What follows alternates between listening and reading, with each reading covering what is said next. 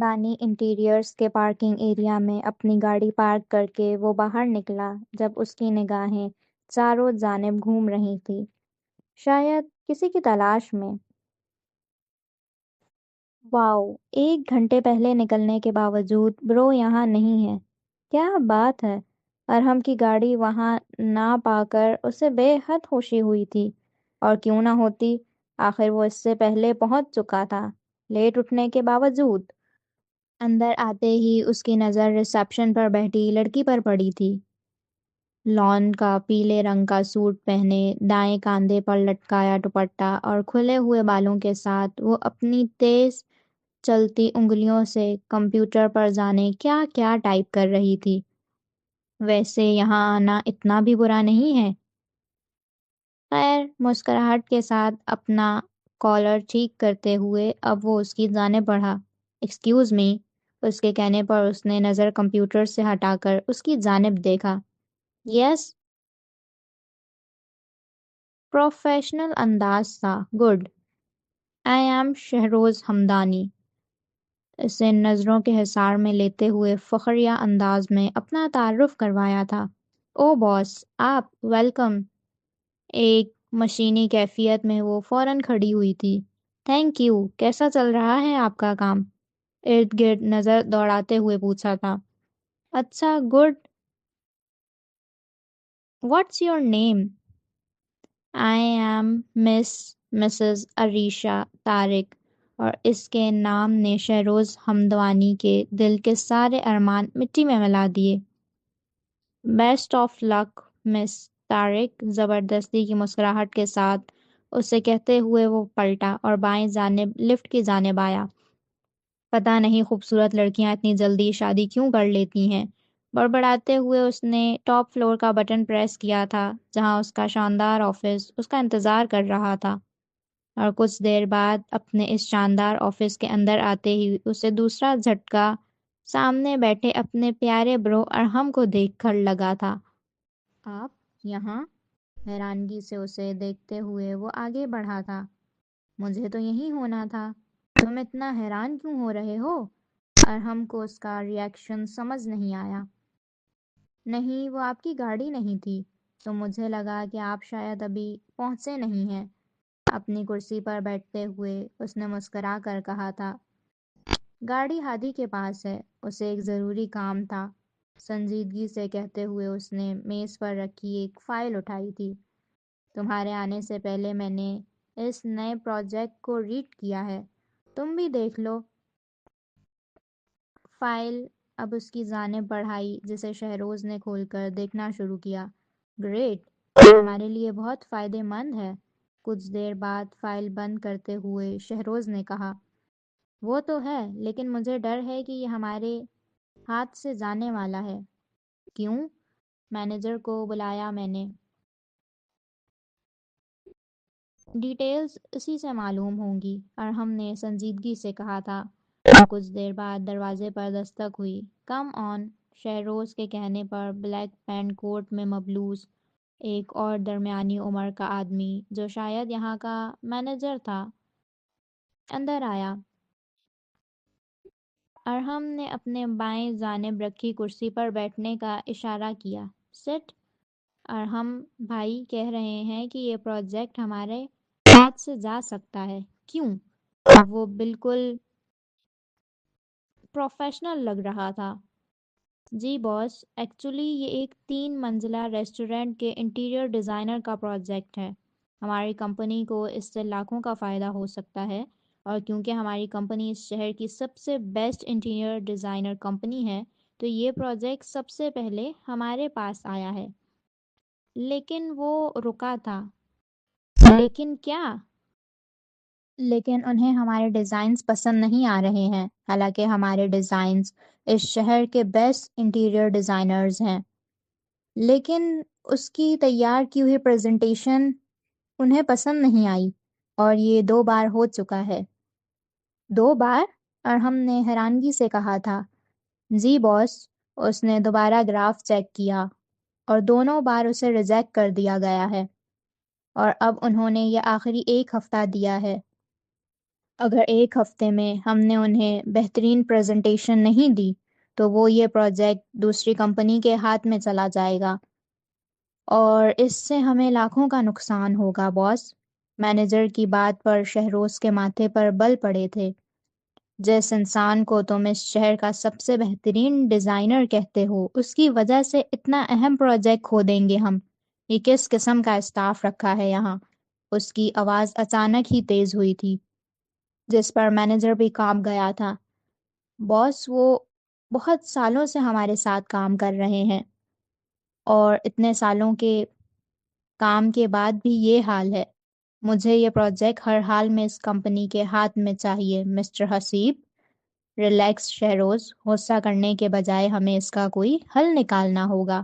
اور ہم نے نرمی سے کہا تھا ہمارے پاس صرف ایک ہفتہ ہے بھائی، ہمارا بنایا ہوا ڈیزائن دوبارہ ریجیکٹ ہو چکا ہے، اب تیسری بار بھی یہی ہوگا۔ ہم کیا کر سکتے ہیں اب؟ ایک نیا ڈیزائنر اپوائنٹ کر سکتے ہیں ہم، اور ہم نے ایک حل نکال ہی لیا تھا۔ نیا designer? Are you kidding me? Shahroz کو اب ارحم پر حیرانی ہوئی تھی۔ Not, I am not. ہم کل ہی انٹرویوز رکھیں گے۔ آپ جا کر ویب پر ایڈ دیں مسٹر حسیب، سیلری ڈبل کر دیں۔ مجھے کل یہاں اس شہر کے سب ڈیزائنرز چاہئیں۔ اور ہم نے اپنا آرڈر جاری کیا تھا جس پر مینیجر سر ہلاتا وہاں سے جا چکا تھا جبکہ شہروز دانت پیستا رہ گیا۔ یہ آپ کیا کر رہے ہیں بھائی؟ اتنے بڑے پروجیکٹ کے لیے ہم اس وقت ایک نیا ڈیزائنر کیسے اپوائنٹ کر سکتے ہیں؟ اس سے ہمیں مزید نقصان ہو سکتا ہے برو۔ وہ اپنی طرف سے ارحم کو سمجھانے کی کوشش کر رہا تھا جبکہ ارحم کے ہونٹوں پر ایک معنی خیز مسکراہٹ آئی تھی۔ تم شاید بھول رہے ہو شہروز کہ میں بھی ایک انٹیریئر ڈیزائنر ہوں۔ اب یہ پروجیکٹ میں خود ہینڈل کروں گا اپنے پارٹنر کے ساتھ۔ اور اسی کے ساتھ ان دونوں کے ہونٹوں پر مسکراہٹ آئی تھی، مگر دونوں کی مسکراہٹ بہت الگ تھی۔ شہروز مسئلہ حل ہونے پر مسکرا رہا تھا جبکہ ارحم، اس کی مسکراہٹ کچھ الگ تھی، جیسے کوئی خاص بات اس کے دماغ میں چل رہی ہو۔ مگر کیا؟ آئی کانٹ بلیو دس، تم بزنس کے معاملے میں بھی ایسا کر سکتے ہو؟ ہادی نے بے یقینی سے اپنے سامنے بیٹھے ارحم کو دیکھ کر کہا تھا۔ میں نے صرف مسئلے کا حل نکالا ہے، تم اتنا حیران کیوں ہو رہے ہو؟ ارحم نے کاندھا اچکا کر کہا۔ اور یہاں سے کچھ دور ایک فلیٹ کے کچن میں وہ ایپرن پہنے بالوں کو جھڑتے ہوئے اوون میں کچھ رکھ رہی تھی، شاید اپنے لیے کچھ بیک کر رہی تھی۔ حل؟ یہ مسئلے کا حل ہے؟ اتنے بڑے پروجیکٹ کے لیے کوئی بیوقوف بھی کسی نئے ڈیزائنر کو اپوائنٹ نہیں کرتا ارحم۔ ہادی کو اس کی ذہنی حالت پر شک ہو رہا تھا۔ پتہ نہیں پاکستان آنے کے بعد وہ عجیب حرکتیں کیوں کرنے لگا تھا۔ اوون پر ٹائم چل رہا تھا جبکہ وہ اب اپنے لیے کافی بنانے میں مصروف ہو چکی تھی۔ مجھے اس وقت یہی ایک حل نظر آ رہا ہے ہادی۔ جتنا ہادی فکر مند تھا ارحم اتنا ہی بے فکر تھا۔ نہیں مسٹر ارحم، ایسا بالکل بھی نہیں ہے۔ تم اتنے بہترین ڈیزائنر ہو کہ تم یہ مسئلہ چٹکی میں کسی کی بھی مدد کے بغیر حل کر سکتے تھے، مگر تم نے اپنے ساتھ ایک ڈیزائنر کو اپوائنٹ کرنا ضروری سمجھا۔ کیوں؟ اس کے پیچھے کوئی اور بات تو ہے۔ ہادی نے اب مشکوک نگاہوں سے اسے دیکھا تھا اور ارحم کے ہونٹوں پر ایک بے معنی خیز مسکراہٹ آئی تھی۔ کچن شیلف پر رکھے اس کے موبائل نوٹیفیکیشن ٹیون بجی تھی۔ اپنا ہاتھ صاف کرتے ہوئے وہ موبائل کی جانب آئی اور وہ اس نوٹیفیکیشن کو اوپن کر رہی تھی۔ اس نے دیکھا کسی ارجنٹ ہائرنگ جاب کا ایڈ تھا۔ کیونکہ ارحم اب ہادی کی جانب تھوڑا جھکا تھا۔ وہ بھی ایک ڈیزائنر ہے مسٹر ہادی۔ اور اسی کے ساتھ ارحم کی مسکراہٹ مزید گہری ہوئی تھی جبکہ یہاں سے کچھ دور کچن شیلف کے پاس کھڑی اپنے موبائل میں آنے والے جاب کے اس ایڈ پر اس کی گہری سیاہ آنکھیں چمکی تھیں۔ ہونٹوں پر ایک معنی خیز مسکراہٹ آئی تھی۔ یو آر ویری کلیور مین ارحم۔ ہادی کے کمپلیمنٹ پر اس نے فخر سے سر بلند کیا تھا جبکہ اوون سے آنے والی خوشبو اور آواز اسے بتا چکی تھی کہ کوکیز تیار ہیں۔ اور اب آنکھوں میں چمک اور ہونٹوں پر مسکراہٹ لیے وہ شام کی کافی انجوائے کر رہی تھی۔ مجھے پتہ لگا ہے کہ تم نے ایک نئی ڈیزائنر کو اپوائنٹ کرنے کے لیے کل انٹرویو رکھے ہیں، عامر ہمدانی نے ڈنر کی ٹیبل پر اس سے کہا تھا۔ جی انکل، ایک نئے پروجیکٹ کے لیے ہمیں اس کی ضرورت ہے۔ پروفیشنل انداز تھا۔ لیکن تم خود ایک بہترین ڈیزائنر ہو، ہمارا نہیں خیال کہ تمہارے ہوتے ہوئے ہمیں کسی دوسرے کی ضرورت ہو، شیلا ہمدانی نے سنجیدگی سے کہا تھا۔ جی آنٹی، لیکن میں یہاں اپنے کاموں میں بھی بہت بزی رہوں گا، اسی لیے اس پروجیکٹ کے لیے مجھے ایک پارٹنر کی ضرورت ہے جو میرے غیر موجودگی میں سب سنبھال سکے۔ ہر سوال کا جواب وہ پہلے ہی سوچ کر بیٹھا تھا۔ ٹھیک کیا تم نے، مجھے یقین ہے تم سب اچھے سے سنبھال لو گے۔ عامر ہمدانی نے تو بات ہی ختم کر دی تھی۔ موبائل پر اچانک آنے والی کال پر اس نے دیکھا ہادی کی کال تھی۔ ہاں ہادی، کہو، موبائل کان سے لگا کر کہا تھا۔ تم سچ کہہ رہے ہو؟ جانے ہادی نے ایسا کیا کہا تھا کہ اس کے چہرے پر ایک خوشگوار حیرت آئی تھی۔ Okay wait, I am coming. Call کاٹ کر وہ فوراً کھڑا ہوا۔ خیریت ہے؟ اتنی جلدی میں کہاں جا رہے ہو تم؟ عامر ہمدانی نے اس کی بے چینی دیکھتے ہوئے پوچھا۔ کچھ ضروری کام آ گیا ہے انکل، مجھے ابھی جانا ہوگا۔ Take care. انہیں الوداع کہہ کر وہ فوراً وہاں سے باہر نکلا تھا، جبکہ شیلا ہمدانی اب عامر ہمدانی کی جانب متوجہ ہوئی تھیں۔ اسے یہاں کون سے کام آنے لگ گئے ہیں؟ وہ یہاں بزنس کی وجہ سے آیا ہے، ایک برانچ یہاں اوپن کرنا چاہتا ہے۔ شیلا، کیا تمہیں یہ کام آسان لگتا ہے؟ سخت الفاظ میں جواب آیا تھا۔ میں نے ایسا نہیں کہا، میں اچھی طرح جانتا ہوں کہ تم کیا کہہ رہی ہو۔ اتنا غور اگر اپنے بیٹے پر کیا ہوتا تو آج وہ ہمارے ہاتھوں میں ہوتا۔ رہنے دے عامر، پتہ نہیں میرے بیٹے نے ایسا کیا کر دیا ہے کہ آپ ہر وقت اس سے بدگمان رہتے ہیں۔ انہیں اب شہروز کی مسلسل برائی بری لگنے لگی تھی۔ تو کیا تم اس کے کچھ کرنے کا انتظار کر رہی ہو؟ مجھے حیرت ہے کہ ایک ماں ہو کر تمہیں اس کے طور طریقے نظر نہیں آ رہے۔ کہاں ہے ابھی وہ؟ وہ اپنے دوستوں کے پاس گیا ہے، شیلا ہمدانی نے سر جھکا کر کہا تھا۔ جانتی تھی کہ اب عامر ہمدانی کے غصے میں مزید تیزی آنی ہے۔ کیا کہوں اب میں تمہیں؟ اور اسی کے ساتھ وہ بھی وہاں سے جا چکے تھے، جبکہ شیلا ہمدانی اب کسی سوچ میں گم تھیں۔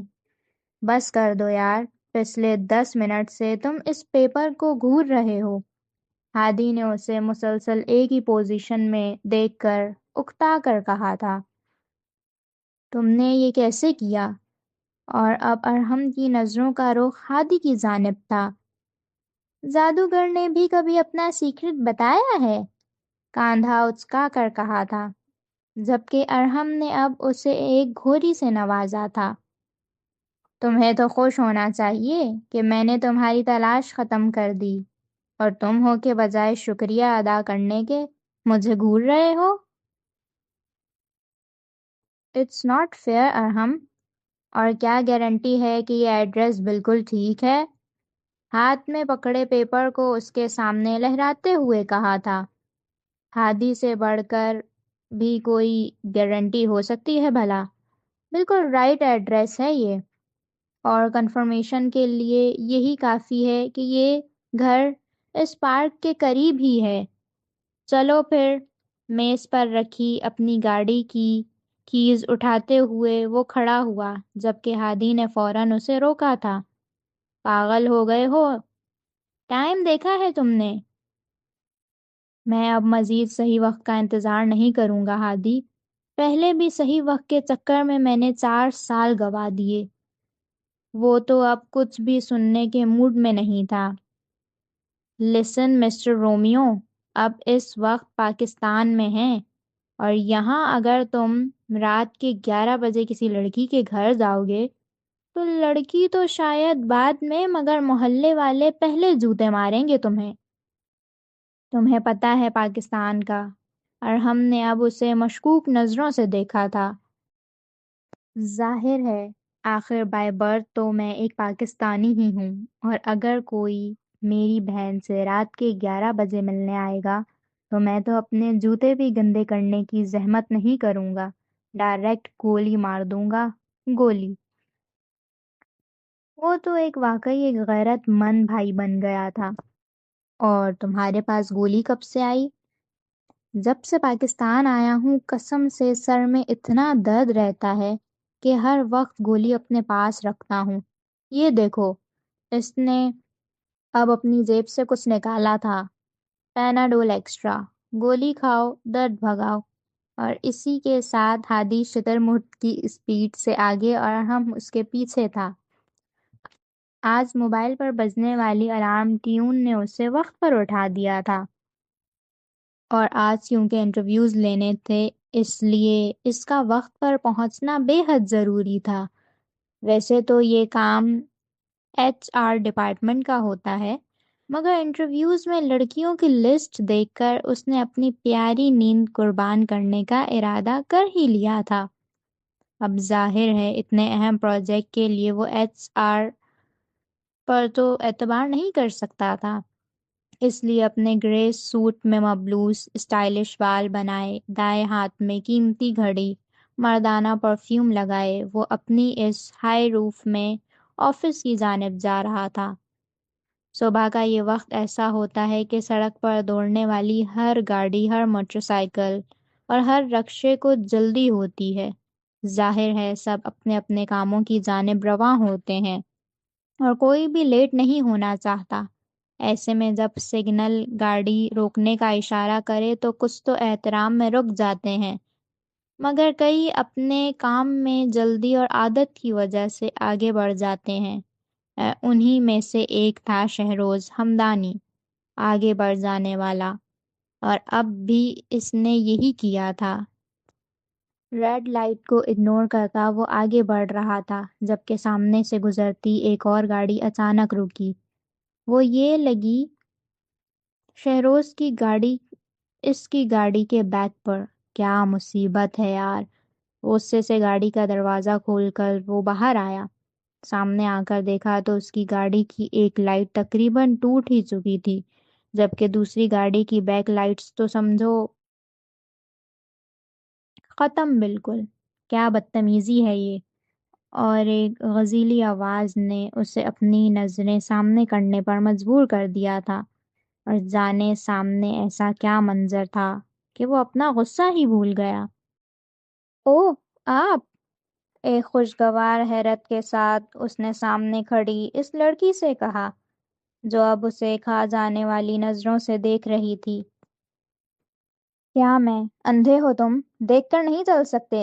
میری گاڑی کا ستیہ ناش کر دیا۔ اف اللہ، پہلے ہی دیر ہو رہی ہے مجھے۔ وہ اب بہت پریشان لگنے لگی تھی۔ آپ کہیں تو میں چھوڑ دیتا ہوں آپ کو۔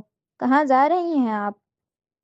اپنی طرف سے تو اس نے ایک اچھی آفر کی تھی۔ کوئی ضرورت نہیں ہے، آپ جیسے کیئرلیس انسان کے ساتھ میں کہیں بھی نہیں جا رہی، اور اب آپ ابھی کے ابھی مجھے اس کی پیمنٹ کریں، ورنہ میں پولیس کو کانٹیکٹ کروں گی۔ اس کی جانب انگلی اٹھائے وہ کہہ رہی تھی، جبکہ شہروز مسکرا رہا تھا۔ اس وقت تو میں بہت جلدی میں ہوں، اگر آپ چاہیں تو میں بعد میں پیمنٹ کر سکتا ہوں۔ مجھے اپنا نمبر دیں۔ واہ شہروز، کتنے چالاک ہو تم! نمبر تو میں دوں گی، مگر پولیس کو تمہاری اس تھرڈ کلاس گاڑی کا۔ Just wait and watch. اور اسی کے ساتھ وہ تیزی سے اپنی گاڑی میں بیٹھی وہاں سے روانہ ہو چکی تھی، جبکہ شہروز کسی صدمے کی کیفیت میں وہیں کھڑا رہ گیا تھا۔ اس نے میری ہائی روف کو تھرڈ کلاس گاڑی کہا؟ سیریسلی؟ یہ لڑکی واقعی اس کی سمجھ سے باہر تھی، اور اب ٹریفک میں موجود گاڑیوں کے ہارن سے اسے بھی وہاں سے جانے پر مجبور کیا تھا، جبکہ یہاں سے کچھ دور سوسائٹی کے اس ایریا میں ایک گاڑی ایک گھر کے آگے رکی تھی۔ تمہیں یقین ہے یہی گھر ہے؟ ارحم نے سامنے موجود اس گھر کی جانب دیکھ کر کہا تھا۔ یونیورسٹی سے یہی ایڈریس ملا ہے، اس لیے بے فکر رہو، 100% یہی گھر ہے۔ ہادی کہتے ساتھ باہر نکلا اور اس کے ساتھ ہی ارحم بھی۔ تم یونیورسٹی گئے تھے؟ آف کورس باس، تمہارے اور اس کے بیچ ایک یہی تو چیز کامن ہے، وہ یونیورسٹی، اور وہیں ہمیں یہاں تک پہنچا سکتی تھی۔ لیکن یونیورسٹی سے تم نے اس کا ریکارڈ کیسے نکلوایا؟ 4 سال پرانی اسٹوڈنٹ ہے وہ تو۔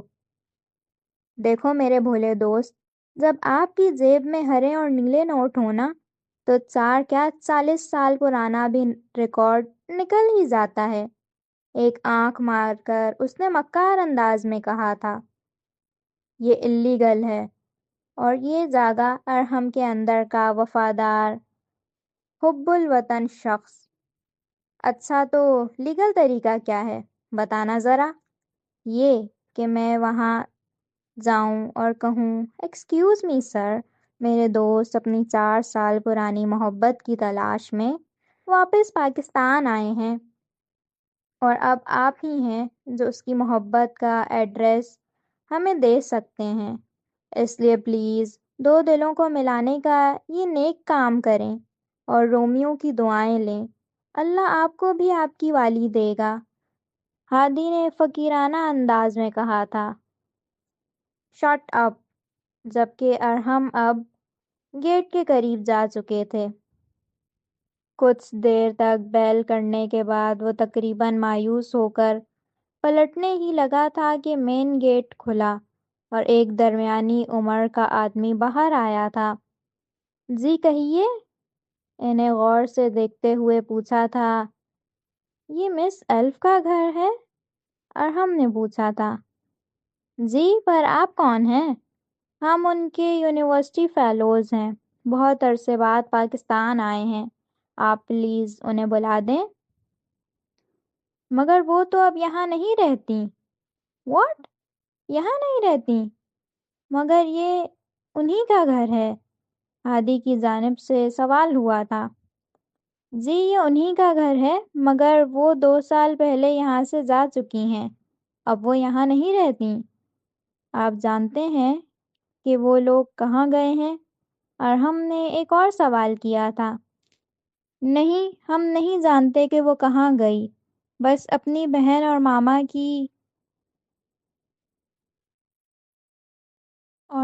کی ڈیتھ کے بعد وہ یہاں سے چلی گئی، اور یہی وہ بات تھی نے ہادی اور ارحم کو حیران کر دیا تھا۔ ڈیتھ؟ کیا مطلب؟ ان کی ماما اور بہن کی ڈیتھ کیسے ہوئی؟ اس بار ہادی نے پوچھا تھا، کیونکہ ارحم تو اب کچھ بھی کہنے کی پوزیشن میں ہی نہیں رہا تھا۔ ہم نہیں جانتے کہ کیسے ہوا، بس اچانک ہی چھوٹی بیوی کا انتقال ہو گیا، اور بیگم صاحبہ بھی کچھ دن بعد اس صدمے سے اس دنیا سے رخصت ہو گئی تھیں۔ ایلف میڈم اکیلی رہ گئی تھی اس گھر میں، اور پھر ایک دن وہ بھی یہ گھر چھوڑ کر چلی گئیں۔ ہم نہیں جانتے کہ وہ کہاں گئیں، بس انہوں نے مجھے اور میری گھر والی کو یہاں رہنے کے لیے ایک پورشن دے دیا۔ میں تب سے گھر کی دیکھ بھال کر رہا ہوں، اور ایک ایک لفظ ارحم کے دل کو چیر رہا تھا۔ وہ سوچ بھی نہیں سکتا تھا کہ یہاں اس کے ساتھ یہ سب ہوگا۔ آپ کے پاس ان کا کوئی کانٹیکٹ نمبر ہے؟ اس نے ہادی کو کہتے سنا۔ نہیں، ہمارا ان سے کوئی رابطہ نہیں۔ تو کیا وہ یہاں کبھی نہیں آئیں؟ آتی ہیں، وہ ہر سال اپنی بہن اور ماما کی برسی والے دن یہاں آتی ہیں، اور پھر اکیلے ہی کچھ وقت گزار کر واپس چلی جاتی ہیں۔ اس بار وہ آئیں گی تو میں انہیں آپ دونوں کا بتا دوں گا۔ کیا نام ہے آپ کا؟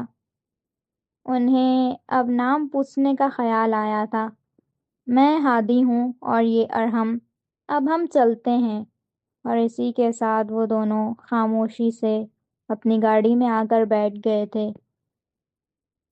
یہ میں نے کیا کر دیا ہادی؟ کچھ دیر بعد ارحم نے دھیمی آواز پر ہادی نے اس کی جانب دیکھا۔ وہ پشیمان لگ رہا تھا۔ مگر کیوں؟ تم نے کچھ نہیں کیا ارحم۔ وہ اکیلی رہ گئی۔ اتنے غموں کے ساتھ وہ بالکل اکیلی رہ گئی ہادی۔ اسے میری ضرورت تھی مگر میں یہاں نہیں تھا۔ میں نے پلٹ کر اس کے بارے میں کبھی کچھ معلوم کرنے کی کوشش بھی نہیں کی۔ یہ میں نے کیا کر دیا؟ وہ کہاں ہوگی، کیسے رہ رہی ہوگی اکیلی؟ پچھتاوے، پریشانی، غصے اور ایلف کی فکر، وہ اب ان سب کے درمیان گھرا تھا۔ اس میں تمہاری کوئی غلطی نہیں ہے ارحم۔ تم ملک سے باہر تھے۔ اگر سب جان بھی لیتے تو تم کیا کر سکتے تھے؟ میں سب چھوڑ کر اس کے لیے واپس آ جاتا ہادی، مگر اسے اکیلے یہ سب فیس کرنے نہیں دیتا۔ 2 سال، 2 سال سے وہ جانے کیا کر رہی ہوگی، کہاں ہوگی۔ اب ہم کیا کریں گے؟ اسے اب ہر راستہ بند نظر آنے لگا تھا۔ ریلیکس ارحم، تم بھول رہے ہو کہ ابھی ایک امید باقی ہے۔ آج انٹرویوز ہیں اور ہو سکتا ہے وہ بھی آ جائے۔ ہادی کی بات پر وہ چونکا تھا۔ انٹرویوز؟ یہ تو وہ بھول ہی گیا۔ اوہ نو، انٹرویوز تو 1 گھنٹہ پہلے اسٹارٹ بھی ہو گئے ہوں گے۔ جلدی چلو ہادی، فاسٹ۔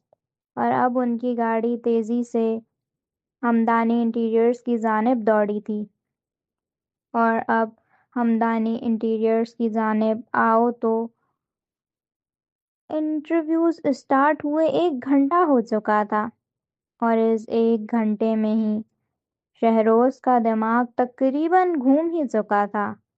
وہ سوچ بھی نہیں سکتا تھا کہ اتنے سارے کینڈیڈیٹ آئے ہوں گے، اور اب تو وہ واقعی تھکنے لگا تھا۔ یہ سب سوچ سے زیادہ مشکل تھا۔ ایک سے بڑھ کر ایک ڈیزائنر آ رہا تھا۔ کسی ایک کو چننا بے حد مشکل تھا، اور اوپر سے ارحم بھائی بھی پتہ نہیں صبح سے کہاں غائب ہیں۔ انہیں تو اس سے پہلے یہاں ہونا چاہیے تھا۔ انٹرکام میں کہہ کر اس نے اپنی کافی کا کپ اٹھایا تھا، جو جانے کب سے اس کا انتظار کرتے کرتے تقریباً ٹھنڈی ہو چکی تھی۔ کم این دروازے پر ہونے والی دستک کا جواب دیتے ہوئے وہ سیدھا دروازے کی جانب متوجہ ہوا تھا۔ دروازہ کھولا اور وہ اندر آئی۔ اس نے چونک کر کافی کا کپ واپس ٹیبل پر رکھا تھا۔ ہاں، یہ وہی تھی۔ بلیک ٹراؤزر اور پنک ٹاپ پہنے، کاندھے پر اوڑھا دوپٹہ، پونی ٹیل میں باندھے بال، میک اپ کے نام پر ہلکی لپ گلاس، اور گہری سیاہ آنکھوں میں صرف ہلکا سا مسکارا لگائے وہ غصے سے اسے گھور رہی تھی۔ تم؟ ہاں میں۔ اب وہ اپنی جگہ سے کھڑا ہو کر اس کی جانب بڑھا تھا۔ مسٹر شہروز ہمدانی۔ اس کے سامنے رک کر اس نے فخریہ انداز میں اپنا تعارف کروایا۔ تو یہ تمہاری آپ کی کمپنی ہے؟ حیرت زدہ نگاہوں سے وہ آس پاس دیکھتی پوچھ رہی تھی۔ آف کورس، یہ میری کمپنی ہے، اور آپ یقیناً اپنی گاڑی کے لیے پرمٹ لینے تو نہیں آئی ہوں گی؟ شرارتی مسکراہٹ اس کی جانب اچھالتے ہوئے کہا تھا۔ آف کورس ناٹ، میں تو یہاں جاب کے لیے آئی تھی، مگر شاید اب اس کی ضرورت نہیں ہے، وہ کہہ کر پلٹی تھی، جبکہ شہروز اب تیزی سے اس کے سامنے آیا تھا۔ کیوں ضرورت نہیں ہے؟ آپ ایک بہترین ڈیزائنر ہیں، اور ہماری کمپنی کو اس وقت آپ کی ہی ضرورت ہے۔ لیکن مجھے آپ کے ساتھ کام نہیں کرنا، سوری۔